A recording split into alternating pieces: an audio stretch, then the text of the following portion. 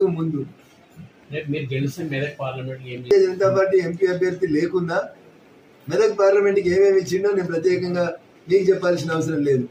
శ్రీమతి ఇందిరాగాంధీ గారు 1980లో మెదక్ పార్లమెంటు నుంచి గెలిచినప్పుడు చెప్పిండ్రు మెదక్కు రైలు ఇస్తామని.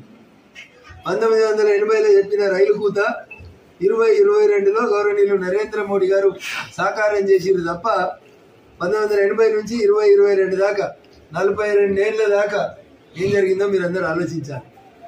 ఎన్ని పోరాటాలు చేసిరు, ఢిల్లీకి పోయారు. పక్కనే ఉన్నాడు మా భారత అసోసియేషన్ అధ్యక్షునిగా గెలిచిన మిత్రుడు, గల్లీ నుంచి ఢిల్లీ దాకా పోయి రైల్వే సాధన కోసం దీక్షలు చేయాల్సిన పరిస్థితి వచ్చింది. మా ఎమ్మెల్యే లేడు, మా ఎంపీ లేడు.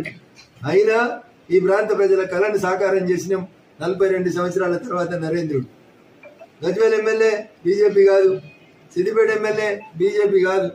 2005లో రైల్వే శాఖ మంత్రి లాలూ ప్రసాద్ యాదవ్ చెప్పిండు